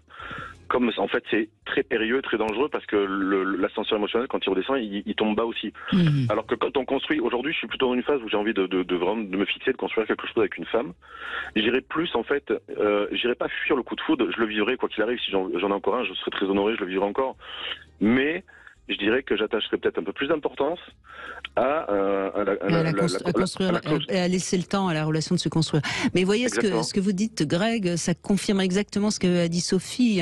Sophie, vous avez bien montré que dans les différents témoignages où ça s'est transformé en une vraie histoire, ça s'est pas fait immédiatement et aussi fort comme le raconte Greg. Oui, Greg, vous nous racontez le coup de foudre dans sa superbe, dans son évidence, dans son immédiateté. C'était vous, c'était elle, c'était pour toujours. Et puis la vie arrive, et puis le quotidien, et vos histoires, vos passés, les moments de vie qui ne sont pas du tout les mêmes, les enfants que vous avez tout simplement, et que vous avez donc encore à charge à l'occasion. Oui, voilà, c'est ça qui peut pas se transformer si facilement quand ça a commencé si bien, j'ai envie de dire si bien au sens où tout est parfait. Je reviens à ce terme. Oui, il faut un peu d'imperfection pour se rencontrer, pour tricoter quelque chose ensemble, pour s'ajuster l'un avec l'autre. Oui, ça, se construire, et peut-être pas aussi violemment dans l'émotion, mais même si encore une fois, c'était fantastique, je le revis encore une fois de la même manière. Je crois qu'il faut, quand on l'a vécu, il faut en savourer la saveur, justement, parce que c'est quand même quelque chose d'exceptionnel. Je pense que c'est peut-être les sensations les plus fortes qu'on peut vivre dans sa vie. C'est de la plénitude, complètement. C'est exactement ça. Et là, vous avez parlé donc que l'ascenseur émotionnel était redescendu, donc vous ne souffrez pas trop de la rupture, ou vous en souffrez quand même? J'ai énormément souffert, comme j'ai jamais souffert dans aucune relation de ma vie. Oui, forcément. Ah ouais, non, mais vraiment, je suis descendu très bas quand j'ai compris que ça serait plus la femme de ma vie, en fait, avec qui je vieillirai. Et donc là, voilà, en fait, comme si tout me rattrape. Ouais, tout exactement. Le château de cartes s'écroule complètement, et c'est violent, c'est très violent. Ça fait beaucoup de mal. Et j'ai fait des 5 heures de voiture, à pleurer pendant 5 heures dans la voiture comme un enfant, comme un gosse. Et je pensais pas à mon âge, en fait, de faire encore ça, mais je le vivais très bien. Enfin, très bien. Non, je le vivais pas bien, mais bon, j'assumais le fait de pleurer dans ma voiture. Voilà, oui, vous avez, oui. Mais je trouve que on termine par votre témoignage, et je trouve ça formidable parce que ça montre bien à quel point l'amour, au sens large du terme, peut nous bouleverser, et bravo Greg, parce que ça prouve que votre cœur il est vivant. Même si vous en avez souffert.